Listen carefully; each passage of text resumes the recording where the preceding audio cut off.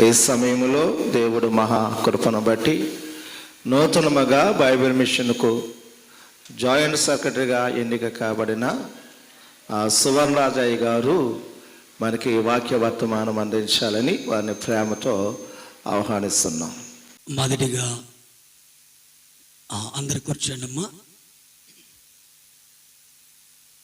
మొదటిగా దేవదేవునికి వందనాలు. అలాగనే దేవుడు ఫాదర్ ఎం దేవదాసయ్య గారికి రాజమండ్రిలో బయలుపరిచిన బైబిల్ మిషన్ ప్రెసిడెంట్ అయ్య గారైన బిషప్ తండ్రి విజయరాజయ్య గారికి, డాక్టరేట్ పొందిన బిషప్ తల్లి గారికి, అలాగనే వైస్ ప్రెసిడెంట్గా అదోన్నతి పొందిన వారి చాలయ్య గారికి, అలాగనే మరి సెక్రటరీగా పదోన్నతి పొందిన డాక్టర్ పిజే సుధాకరయ్య గారికి, అలాగనే గవర్నమెంట్ సభ్యులకు, యాజకులకు, రెవరెండ్స్కు, యువకురాండ్కు, సంఘానికి అందరికీ మరణాత మరణాత. భూలోకమా తటికి సువార్త పోవుట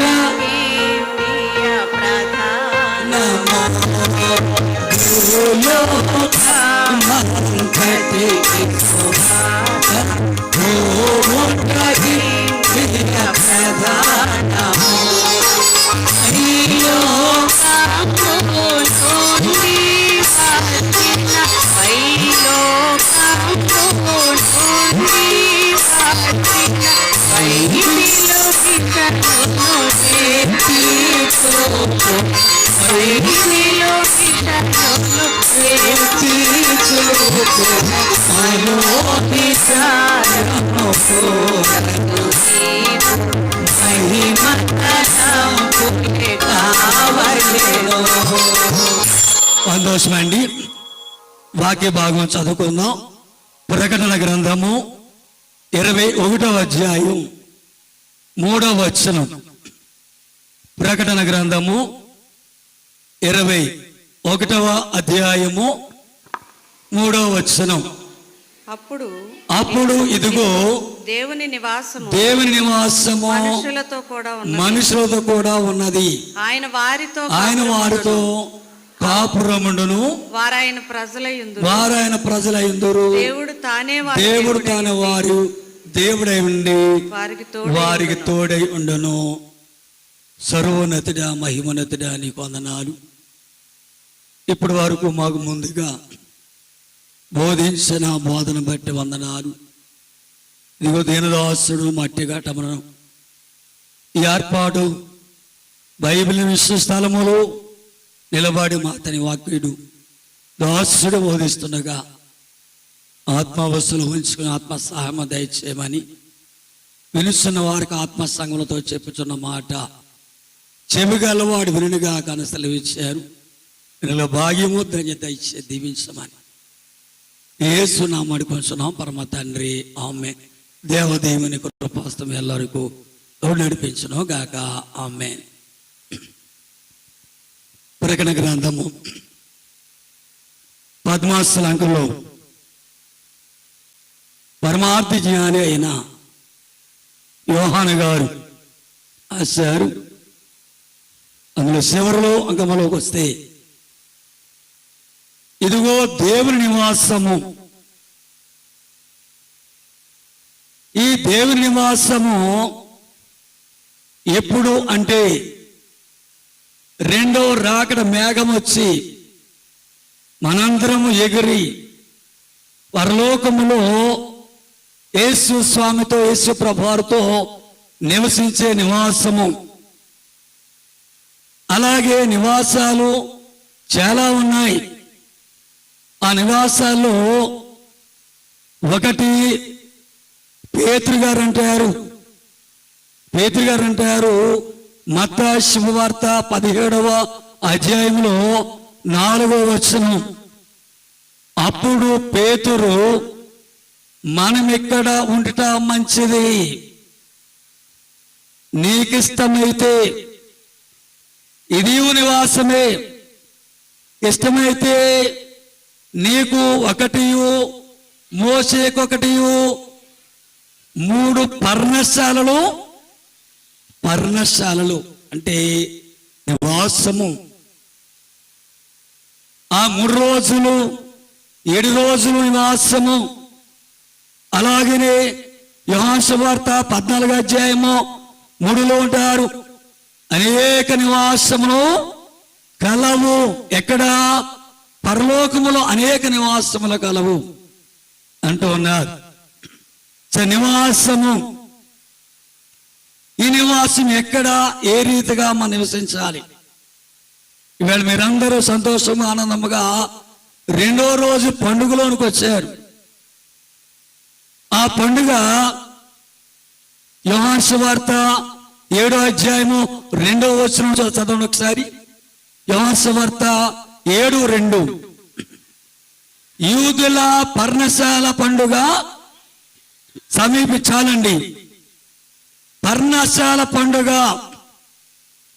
ఈ పర్ణశాల పండుగ ఎవరు ఆచరించారు, ఎందుకు ఆచరించారు, ఎందుకు చేయాలి అనేది మనం చూస్తే, యూదైన వారు, ఇశ్రాయేలు వారు ఆనాడు వారికి ఒక పంచాంగము ఉండేది. ఆనాడు పంచాంగం అనేవారు.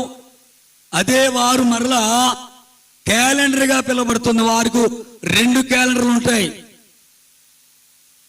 అలాగనే మన బైబిల్ విషయం వారు కూడా 2 క్యాలెండర్లు. ఒకటి లోకరీత్యా అనుసరించే క్యాలెండరు, రెండవది వచ్చి మన తండ్రి గారు దేవదాసయ్య గారు మరి ఏర్పాటు చేసిన పండుగల క్యాలెండరు. ఇక ఇజ్రాయేల్ వారు, యూదాయ వారు పండుగలు ఏ రీతిని ఎలాగైన వారు మరి చేసేవారు చూస్తే, ఆ పండుగలు ఎక్కువ వారు ఋతులైన ఆధారపడి ఉండేవారు. ఏ ఋతులు ఏ నెలలో వస్తాయి, ఏ ఋతులు ఏ పండుగ చేస్తారు వారు చూస్తే, మొదటిగా మీకు ఇజ్రాయేల్ యొక్క, యూదుల యొక్క నెలలు తెలియాలి. మనం సర్వసాధారణంగా పిలుచుకొని నెలలో దేంతో ప్రారంభమవుద్ది? జనవరితో ప్రారంభమవుద్ది. అయితే వారికి ఆ నెలలకు ఒక పేరుంది. వివరంగా చెప్తాను. మరి వారు జనవరి నెలకి షబాత్ నెల, ఫిబ్రవరికి ఆధార్ నెల వాడేవారు, మార్చి నెల నేసాను, మరి ఏప్రిల్ నెలకు ఇయారు లేదా జీప్. మీరు వాక్యం చదివేటప్పుడు జీప్ అరణ్యం ఉంటుంది, మీరు ఇంటికి వెళ్ళి చదవండి. ఆ జీప్ అనే ఆ నెలే వారు ఇయారుని పిలిచేవారు, జీప్ అని పిలిచేవారు. అలాగే మన క్యాలెండర్ చూస్తే అది ఏప్రిల్. మరి మే నెల వారు సివాను, జూను తమ్మోజు, జూలై ఆబ్, ఆగస్ట్ ఎలాలు, సెప్టెంబర్ తిస్రీ. నెల గుర్తుపెట్టుకోవాలి మీరు. అంటే ఏ నెల ఏ పండుగ చేశారు చెప్తా నేను. అక్టోబర్ నెల మరి బూలు, మార్కెస్ వేను అంటారు మరొక మాట దాన్ని.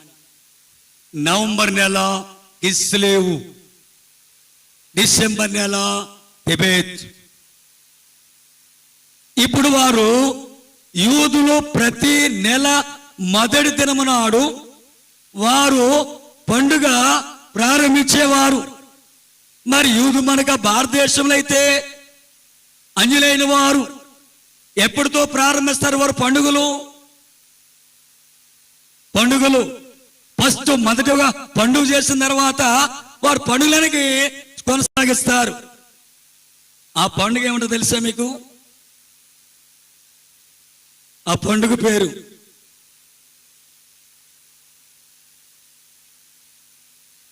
పేరు తొలేకాస్.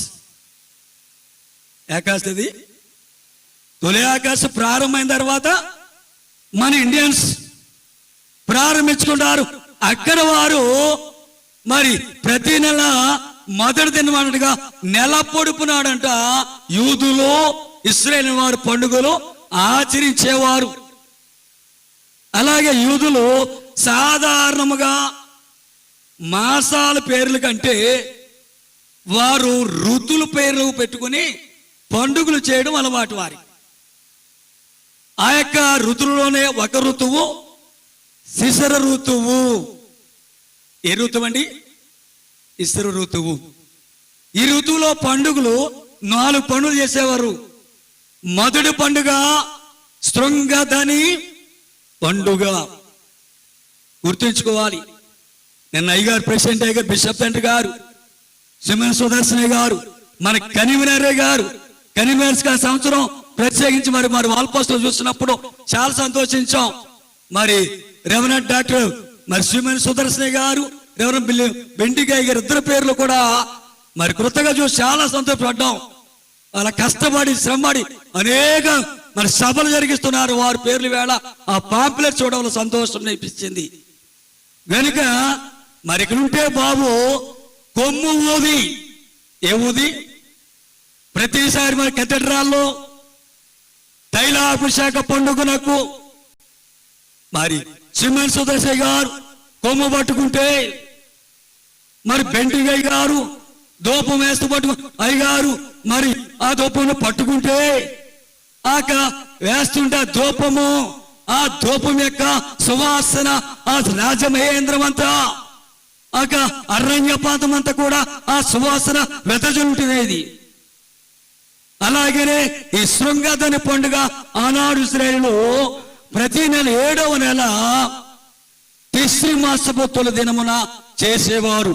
ఆ త్రిసి దినమాను వసన్న అని కూడా అంటారు. మరి ప్రతి తొలి చూలుపు అంటే తొలి సంవత్సరము, నూతన సంవత్సరపు మరి 9వ దినమున ఇది సీనాయి పర్వతం దగ్గర ఆచరించిన అనగా దేవుడు ప్రజలతో చేసిన నిబంధన జ్ఞాపం చేసుకోవడానికి చేసే పండుగే శృంగధని పండుగ.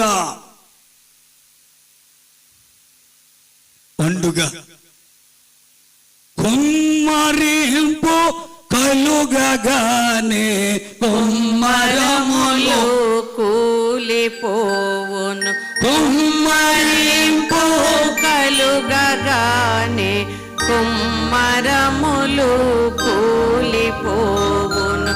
ముమ్మరముగా పైబడెడు గొప్ప పండుగ పెంతెకోస్తు పండుగ విశ్వాసులారా పండుగ ఈవేళ గొప్ప పండుగ. చాలండి పండుగ. ఆవేళ వారికి పండుగ, ఆ పర్వతం దగ్గర పండుగ. ఎందుకంటే వారికి దేవుడు వారితో నిబంధన చేస్తున్నారు. ఆ నిబంధన జ్ఞాపం చేసుకోవడానికి చేసే పండుగే శృంగధని పండుగ అన్నారు. మన ఈవేళ పండుగ చేసుకుంటున్నాం. నిన్న నుండి 3 రోజుల పండుగ 7 రోజులు చేసుకున్నారు, కానీ మనం 3 రోజులు చేసుకుంటున్నాం. ఈ యొక్క పర్ణశాలలో మొదటి పండుగ యూదులు ఆచరించేది శృంగధని పండుగ. రెండవ పండుగ వచ్చి మహావిశ్రాంతి దిన పండుగ. లేవీకాండము 16వ అధ్యాయము 31వ వచనం చూస్తే, లేవీకాండము 1వ అధ్యాయము 31వ వచనం, అది మహావిశ్రాంతి దినము. మిమ్మును మీరు దుఃఖపరుచుకొను, మీకు విలువైన కట్టడ, బలమైన కట్టడ, నిత్యమైన కట్టడ, ఈ కట్టడం మీరు వద్దన్నారు. మహావిశ్రాంతి దినమాట. విశ్రాంతి దినము అనగా దేవునికి ఇష్టమైన దినం. ఈ విశ్రాంతి దినమును ఎలా ఆచరించాలి? ప్రవక్తలో పెద్ద ప్రవక్త యెషయా ప్రవక్త రాస్తుంటారు. యెషయా గ్రంథము 58వ అధ్యాయము 10లో చూస్తే ఆ విశ్రాంతిని ఎలా ఆచరించాలి, ఎలా ఆచరిస్తే ఎలా మీరు వైద్య స్థితిలోనికి వస్తారు.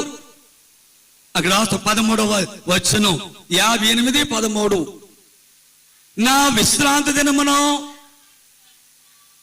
ఏం చేయకుండా అండి, వ్యాపారము చేయకుండా నాకు ప్రతిష్ఠిత దినమని మేము ఓరకుండిన ఎడలా. ఆగండి, మొదటిది ప్రతిష్ఠ దినము, ప్రతిష్ఠింపబడిన దినము. ఇశ్రాయేలు జనాంగమునకు ఆనాడు అరణ్యములో వారికి విశ్రాంతిని తెలియదు. ఫరో రాజు దగ్గర ఐగుప్తు దేశములో నివసిస్తున్నప్పుడు వారికి పని పని పనే, ఎప్పుడు పనే. కానీ వారికి విశ్రాంతి లేదు. వారిని విడిపించిన తర్వాత, నడిపించిన తర్వాత వారికి ఒక దినము ఏర్పాటు చేస్తున్నారు. ఆ ఏర్పాటు దినమే మా విశ్రాంతి దినము. ఈ విశ్రాంతి దినమును ఎలా ఆచరించే దీవెన వస్తుంది, ఆశీర్వాదం వస్తుంది. పరిస్థితిలోకి వెళతాం.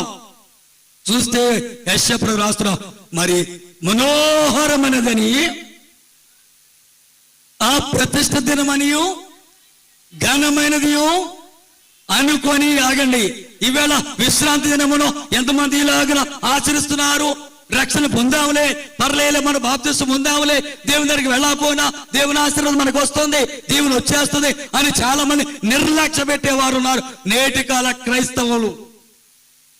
కానీ ప్రవక్త అంటాడు, జాగ్రత్త సుమా, నా విశ్రాంతి దినం మీరు ఎలా పాటించాలి చెప్తున్నాడు ఆయన. ప్రతిష్ఠితమైనదని, ఘనమైనదని. అండగారు రాస్తారు, ఘనమైన ఏ ప్రేమ. ఏ ప్రేమ అండి? ఘనమైన ప్రేమ. ఇలా ఘనమైనది విశ్రాంతిని మనం ఎంచుకుని చేస్తే, ఆ క్రింద రాస్తున్నాడు ఇక్కడ మనోహరమైనదని. కీర్తనకారుడు రాస్తాడు 16, మనోహర స్థలములో నాకు పాలి ప్రాప్తి ఉన్నట్టుగా. ఏ స్థలములో కావాలా మనకి? మనోహర స్థలం అనగా పరలోకమే. ఆ పరలోకం మీకు స్థానం కావాలంటే, స్థలము కావాలంటే, నివాసం కావాలంటే, యేసు స్వామితో నీవు నిత్యము నివాసం చేయాలంటే మొదటగా భూలోకములో ఆయన నివాసమైన ఆ మందిరంలోకి వచ్చి నీవు ఆ ఆదివారం దినమున శ్రేష్టమైనదని, ఘనమైనదని, మనోహరమని ఎంచుకొని అందులో నీవు మరి ప్రార్థన చేసుకుంటే. చదవండమ్మా. నీకు ఇష్టమైన పనులు చేయకయు. క్రిందకెళ్ళండి. యాకోబు గారు చెప్తున్నారు అక్కడ, యాకోబు గారి కొరకు ఇన్ని చేసి మీరు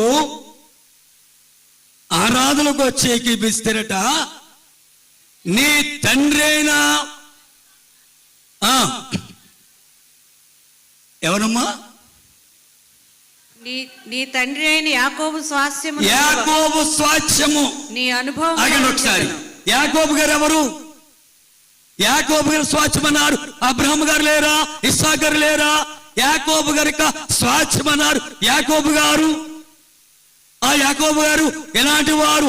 ఎక్కడికి వెళ్ళి ఆ స్థితిలోకి వచ్చారో చూస్తే, ఆ బెర్షెబ అరణ్యములో ఆయన బిక్కు బిక్కుమంటూ అన్నగారు కొద్దిపాటు మోసగించి ఆయన బట్టలు సర్దుకొని అరణ్యంలోకి వచ్చి ఆ రాయిని తలగడగా చేసుకొని పడుకున్నప్పుడు పరలోకం నుండి ఒక నిచ్చెన.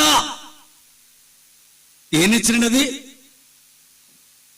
తండ్రి గారు అన్నారు, దేవదాసయ్య గారు, సన్నిధి ఉన్నది. బైబుల్ అంటే అక్కడ అదేనా?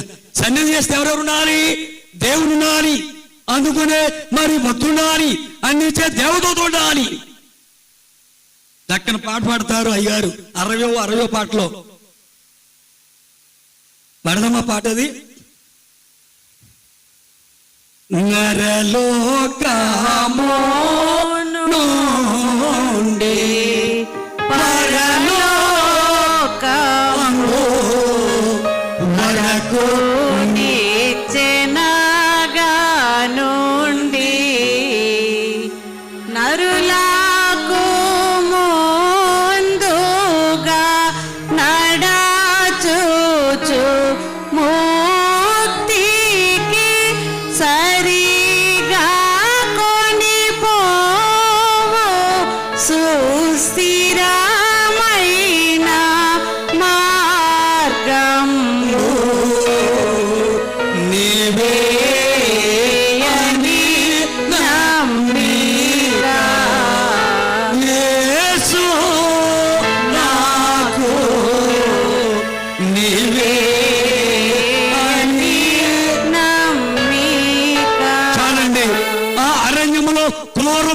తినేస్తాయేమో, ఏ కొండ సిలువలు, ఏ పాములు సర్పములు కాటు వేస్తాయేమో అని బిక్కు పడుకున్న ఆ యాకోబు గారికట పరలోకములను భూలోకములోనికి నిశ్చలవేయబడి పరలోకములు దోవదూతలు వచ్చి ఒక వాగ్దానం ఇస్తున్నారు. ఓ యాకోబు, యాకోబు,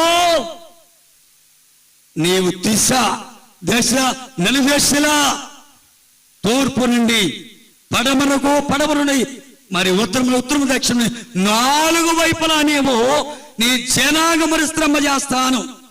ఒక ప్రశ్న అండి, అందులో యాకోబు గారు ఏ స్థితిలో ఉన్నారు? ప్రాణాపాయ స్థితిలో ఉన్నారు. ఊర్లో లేరు, తల్లిదండ్రులు విడిచారు, అన్నగారిని విడిచారు, బంధువులు విడిచి అందరు విడిచిపెట్టి అడవిలోకి వచ్చినప్పుడు ఎలా ఉంటారు? బిక్కుకుండా ప్రాణం దక్కితే చాలనుకుంటారు. కానీ దేవునికి ఇష్టమైందంట ఆయన యొక్క ప్రయాణం. పరలోకుడు దిగు వస్తున్న వర్తమానం ఏమని? నీవు ఆదికాండం 28వ అధ్యాయం వచ్చును 4 వైపులా విస్తరిస్తావు, నీకు మరి బిడ్డలను, సంతానమును, భార్యను అన్ని ఇస్తానంటే నమ్మగలరా? శాలలో కాను దినమున దరిదాపు ఒక 50 లక్షలు అప్పుతో వచ్చారు తాడేపల్లిగూడెం నుండి. వస్తే అయ్యగారు ప్రార్థించారు, వారాలు చేస్తున్నామే. అయ్యగారు అన్నారు మాట, అమ్మా నీకు అప్పుడు పోయి ఆస్తి వస్తుందన్నారు. నమ్ముతుందా? ఎన్ని లక్షలు వచ్చింది? 50 లక్షలతో వచ్చింది ఆవిడ. కానీ అయ్యగారు కూడా చెప్తారు, నీకు జరుగుద్ది అంటే అయ్యగారు అంటే మాటే. వెళ్ళిపోయిన వారాలు చేసింది. వారాల తర్వాత వారు పూర్వార్జితం అంటే పితలు సంపాదించిన స్థలము వారు వాటాకు వచ్చిందంట. దరిదాపు వారు వాటాకు వస్తే వారికి ఆ స్థలం అమ్మితే ఎన్ని లక్షలు వచ్చింది తెలుసా? 3 కోట్లు వచ్చినంటండి. ఎన్ని కోట్లు? మరి ఈ శాలకు వచ్చి వారాలు చేసినప్పుడు అయ్యగారు మాట అన్నారు, ఒకే మాట, నీ అప్పు పోయి ఏమవుతావు? నీరస పడకొమ్ము, నీరస పడకొమ్ము, నీవే నా ఆస్తి కదా.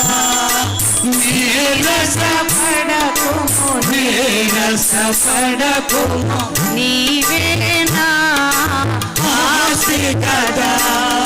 నారక్తముతో సంపాదించితి, నారక్తముతో సంపాదించితి, నన్ను నిరాశిగా కైకొనుము, నన్ను నిరాశిగా కైకొనుము. మనోవిచారము కూడదు నీకు,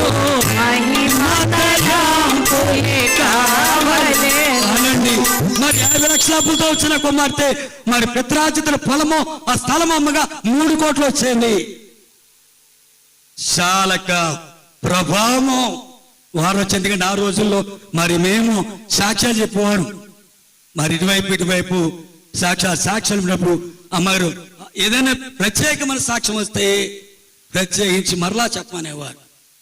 విశ్వాసులారా, మరి దేవుని యొక్క సాక్ష్యము ఇశ్రాయేలు జనంతో నిబంధన చేస్తున్నాడు. మహా విశ్రాంతి దినమను, ఆ విశ్రాంతి దినమను వారికి యూదుల ప్రకారముగా అంటే ఆయన యాజకుడు ఆ విశ్రాంతి దినంలో వారి పాపములో పోవాలంటే ఏమంటారంటే ఆయన ప్రధాన యాజకుడు తన పాపాల నిమిత్తం అందరి ప్రజల పాపాల నిమిత్తము బలి పశు రక్తముతో అతి పరిశుద్ధ స్థలములో ప్రవేశించిన దినము, అలాగే ప్రజల పాపాల నిమిత్తము తొలగిపోవడానికి ఇది ఉదాహరణని సూచనగా అరణ్యములోనికి ఒక మేకను విడిచిపెట్టేవారు. 2 మేకలు ఉండేవి. ఒక మేక పైన యెహోవా అని రాసేవారు చీటు, రెండో చీట్లో ఏమ్మా మేక అని రాస్తే ఆ 2 చీట్లు కలిపి వాటి మీద వేసేవారట. మరి ఏ చీటి ఏ మేక మీద పడితే ఇప్పుడు ఏం చేస్తారు మీరు? ఒక్కోసారి గట్టు కుదర పెట్టుకున్నప్పుడు నిజమే, మొన్న అయ్యగారు చాలా ఎందుకంటే యవనస్తులకి పండుగ, మరి అరణ్య సువార్త వెళ్ళినప్పుడు వారికి పండుగ, ఇలా చీటీలు వేసినప్పుడు ఆ చీటీలకి ఎవరికి ఏదొస్తే అది చెయ్యాలండి. అక్కడ సిగ్గుపడకూడదు. ఇక్కడ రెండు యాజకుడు ఏం చేస్తాడు, 2 చీటీలు వేస్తాడు ఆ మేకల పైన. యెహోవా అని వచ్చిందనుకోండి, ఏం చేయాలి? ఆ మేకను ఏమ్మా బలిగా అర్పించాలి. మరి అరణ్యంలో చీటి పడితే దాన్ని ఏం చేయాలి? ఎవరి నిమిత్తము? ఈ ప్రజల యొక్క పాపాల నిమిత్తము. ఎవరు చేసిన పాపాలు ఈ మేక భరించాలి. యేసుక్రీస్తు ప్రభువారు ఎవరు చేసిన పాపములు మరి భరించడానికి, ఆయన తొలగించడానికి లోకానికి వచ్చారు. పాప భారమెల్ల మోసి, పాప భారమెల్ల మోసి బరువు దించి వేసినావు రక్షకానా. వందనాలు రక్షకానా, వందనాలు. చాలండి. పాప భారం, వ్యాధి భారము, శిక్ష భారం 3 భారాలు తీసుకు వచ్చాయి. ఈ మేక అన్యం పుణ్యం తెలియని ఈ మేక ఏం చేయాలంటే వీరు చేసిన పాపములు మోసుకుంటూ ఎక్కడికి వెళ్ళిపోవాలి? అరణ్యంలోకి వెళ్ళిపోవాలి. మూగ జీవుపై వేశారు భారం.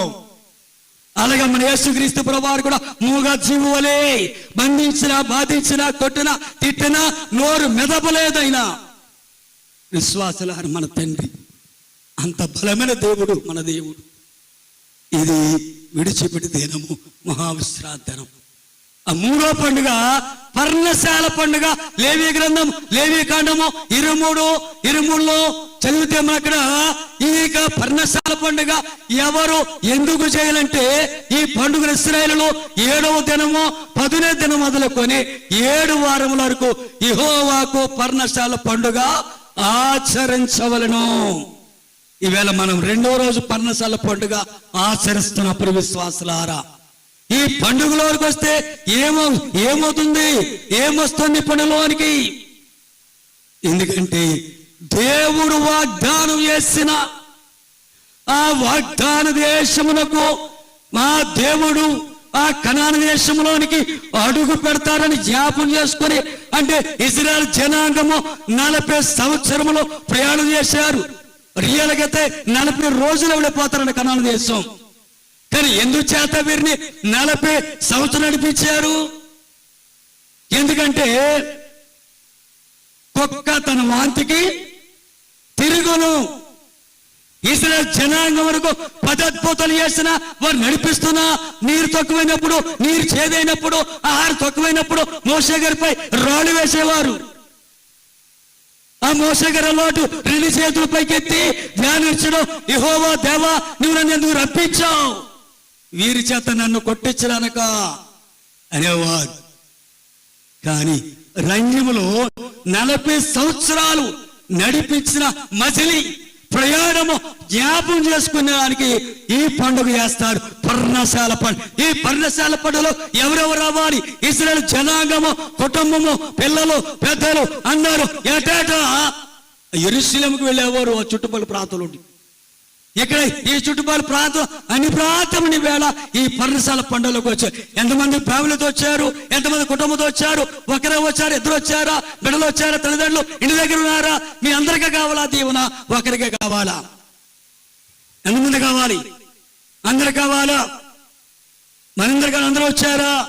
వారందరట వచ్చే పర్ణశాల పండుగలో కూర్చొని ఆ యాజరా గారు అక్కడ ఆ పండుగలో ధర్మశాస్త్రంలో పఠిస్తుంటే వారు వింటున్నారు.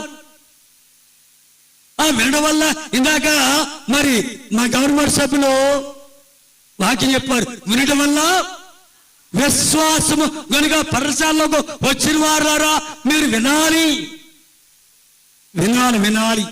వినడం వల్ల విశ్వాసము అన్నారు. కనుక ఆ పర్ణశాల పండుగ వచ్చే మొదటి దినాన మీరు ఆ దైవ గ్రంథాన్ని, ధర్మశాస్త్రం చదువుతూ తర్వాత మీరు అర్పణ ఇస్తూ వస్తూ ఉండాలి. ఆ అర్పణలో అంట ఏ రోజు అర్పణలో ఆ రోజే తేవాలండి. దినమున మీరు పరిశుద్ధముగా రావాలి. అందరికి ఎవరు చెప్తున్నారు? దేవుడని యెహోవా దేవుడు ఇశ్రాయేలు జనాంగమునకు ఏ రీతిగా మీరు ఆ యొక్క పర్ణశాల పండుగను ఆచరించాలి, ఆ పండుగకు ఏమేమి తేవాలి అంటే అక్కడ రాస్తాడైన ఈత చెట్టులను, ఈత మట్టలను, గొంజి కొమ్మలను, మరి కాలువల యొద్ద ఉండు నిర్రవంచి చెట్లను. ఏ చెట్లనా?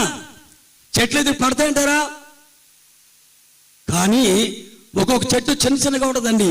మీరు నిర్గమకాండంలో గడితే వధువు మరి గొర్రెపిల్లను వధించిన తర్వాత ఆ యొక్క రక్తమును పండుగలో పోసి ఒక మొక్క పేరు చెప్తారు. మొక్క, ఆ మొక్క పేరు ఇస్సో మొక్క. ఎంత ఉంటుంది అంటారు? చిన్నది 4 ఆకులు 3 ఆకులు ఉంటుందండి. అది పాడడిపోయిన ఆ ప్రహారీ గోడల పైన ఉంటూ ఉంటుంది. పసుపు పచ్చగా కలిగిన సారలు కలిగిన ఆకది. ఆ కుచ్చు తీస్తే అడుగున ఒక పెన్నవల చక్క కుచ్చుగా ఉండేది. అది తీసి ద్వారబంధపు అడ్డకమ్మి మీద, నిలువు కమ్మి మీద ప్రోక్షించాలట. అది నిర్వంచ చెట్లంటే పెద్ద పెద్ద చెట్లు కాదండి. అది ప్రోక్షించినప్పుడు ఆ సంహార దూత దాటిపోయినట్టుగా. అంటే దాని దృష్టి ఏంటంటే, ఓ విశ్వాసులారా, దేవుడు పెద్దవారిని వాడుకుంటారు, చిన్నవారిని వాడుకుంటారు, అందరిని ఎవరినే విడిచిపెట్టరు. దానికి అంది తీసుకురమ్మని తర్వాత యెహోవాకు ఆ రోజు మరి 23:30 చెప్తే అర్పణ దినములో ఏ రోజు దినమన ఆ రోజు మనం ఉంటే తేవాల. ఈవేళ మీరు బాగా దీవించబడాలంటే, ఆశీర్వదింపబడాలంటే మనము దేవునికి అర్పణలు అర్పించాలి. ఇవాళ ఇశ్రాయేలు జనాంగము ఆనాడు ఆ పర్ణశాలలోనికి వచ్చి వారికి ఇవ్వబడిన దేవుని మందసం కట్టేటప్పుడు 116 మణుగులు బంగారం ఇచ్చారు. తర్వాత పర్ణశాలలోకి వచ్చినప్పుడు వారికి కలిగిన సమస్తం తెచ్చిపెట్టారు. కనుక ఈవేళ మరి ప్రపంచంలోనే ఇశ్రాయేలు జనాంగాన్ని చూడండి. ఆనాడు వారు పితరులు చేశారు కనుక ఆ పితరులు చేసిన మరి పుణ్యమును బట్టి చేసిన కార్యమును బట్టి ఈనాడు ప్రపంచంలో ఇశ్రాయేలు దేశము ప్రత్యేకమైన దేశం, జనదేశం అవ్వచ్చు. జ్ఞానములో గొప్పది, దేవునికి ఎవరిలో గొప్పవారు, దేవునికి ఇచ్చేవారు ఎప్పుడు అయ్యాడు. సామెతలు 18:16 చేత కూడా ఒక మాట రాయబడింది. సామెతలు 18:16 ఒకడిచ్చు కానుక వారికి వీళ్ళని కలుగు చేయను, వారిని గొప్పవారి ఎదురికి రప్పించాలండి. మరి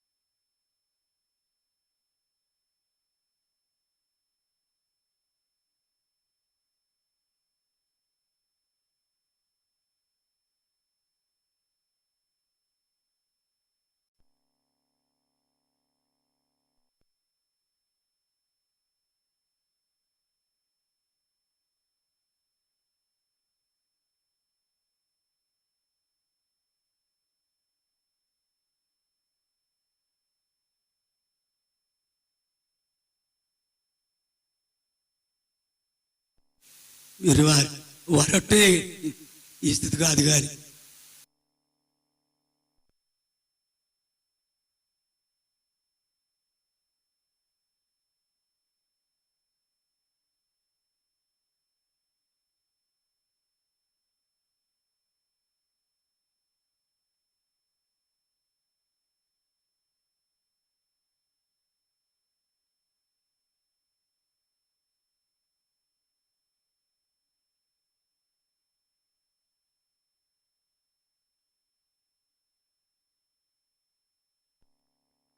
వచ్చానమ్మా సారా, వచ్చారు నీట్గా. మీరు ఎంతమంది వస్తారు? మీ భర్త ఎంతమంది వెళ్తారు?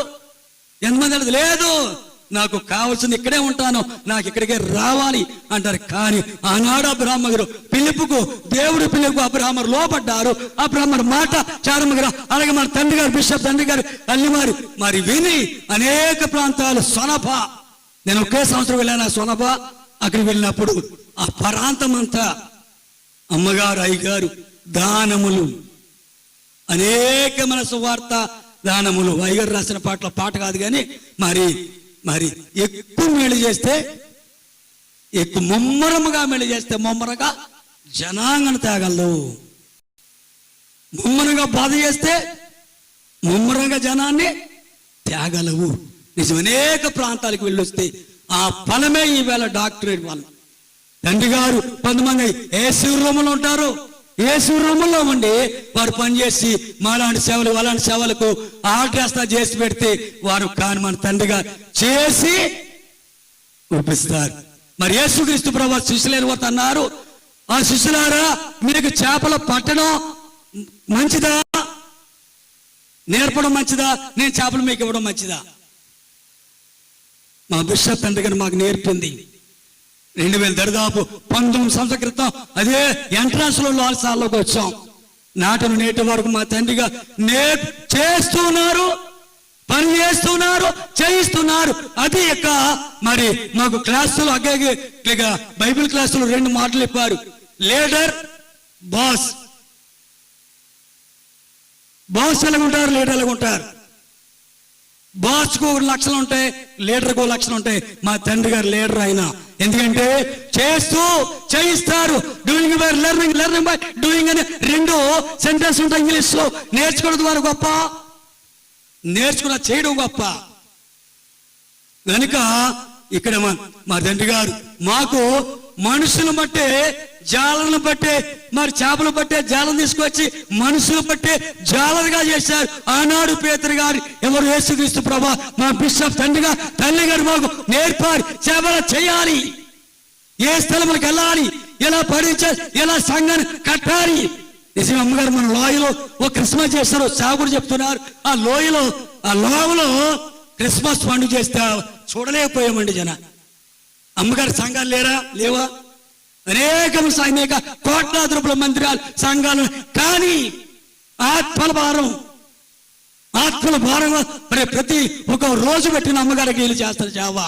నేటిగా యాజకులు సేవకులైన వారు ఎంతమంది ఆ సాగురాండ్రు ఆ పాశ్రమ గారు సేవ చేయగలుగుతున్నారు. మనం తినేది దేవుని భోజనం, కట్టేది దేవుని బట్టలు, మన దేవునికి ఏం చేస్తున్నాం? ప్రశ్న వేసుకోవాలి ఒకసారి విశ్వాసులు గారు. ఇలాగ తండ్రి గారు మన నేర్పారు. ఆ నేర్పడం గొప్ప. 100 అలా కాదు, కూడా చేయించుకుంటారు. చేసినది కొద్దు కాస్తో వారు కానుకిచ్చి పంపిస్తారు. ఆ కానుక అక్కడతో పని అని ఎప్పటికీ నేర్చుకోలేడు. ఎప్పటికీ సంఘాలు కట్టలేరు. కట్టేసడం నేర్పడం, ఎవడు నేర్పడం. ఇది ఈ యొక్క పర్ణశాల పండుగలో ఒక పండుగ. మరి దేవాలయ ప్రతిష్ట పండుగ మాట, దేవాలయ ప్రతిష్ట పండుగ. ఆ దేవాలయ ప్రతిష్ట పండుగ యోహాను సువార్త 10:52 చూస్తే అక్కడ మరి ఆలయ ప్రతిష్ట పండుగ, అక్కడ ఆలయ ప్రతిష్ట పండుగ జరుగుతుంది. అక్కడ ఆలయ ప్రతిష్ట పండుగ మరి ఆ రోజుల్లో ఆలయాన్ని కట్టడం గొప్ప ధన్యత. అలాగనే మరి ఇక మరొక పండుగ చెప్పి నేను ముగిస్తాను. ఇప్పుడు శిశిర ఋతువులో ఇస్తున్న పండుగలు అవి. ఇప్పుడు వసంతకాలంలో చేసే పండుగలు, వసంతకాలం చేసే పండుగలు ఏ పండుగలు అంటే అవి మొదటిది మరి పండుగలో మొదటిది వారాల పండుగ. రెండవది మరి పూరీము పండుగ. వారాల పండుగ, పూరీము పండుగ. వారాల పండుగ తెలుసు, పూరీము పండుగ. ఆ పూరీము పండుగ ఎవరు చేశారు అంటే వాక్యం చదవది, ఎస్తేర్ గారు చేశారు. అసస్థ రాజు గారు కాలంలో రాయబడిన చట్టం చేయబడింది. యూదులు ఎలాగైనా హామాను ప్రేరేపణ ద్వారా యూదులు ఎలాగైనా సంహరించబడాలి అని చట్టం చేస్తే ఆ చట్టం తిరిగి రాయించగలిగింది ఎస్తేరేమో 3 రోజులు ఉపవాస ప్రార్థన చేసి ఆగా విడుదల చేసిన కాలమనే మరి పూరీము పండుగ అని రాయబడింది. ఎస్తేరు గ్రంథము ఇంటికి వెళ్ళి చివరి అధ్యాయం ఉన్నది.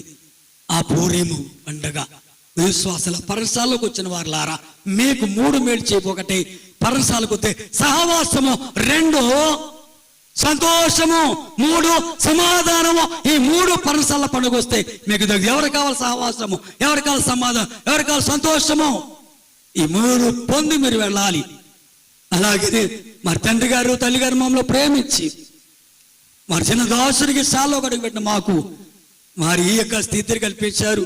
అయ్యగారికి అమ్మగారు మరణాత. అలాగే మా బాబు మా అబ్బాయి అమ్మాయి వివాహం కూడా అయ్యగారి చేతుల మీద జరిగింది.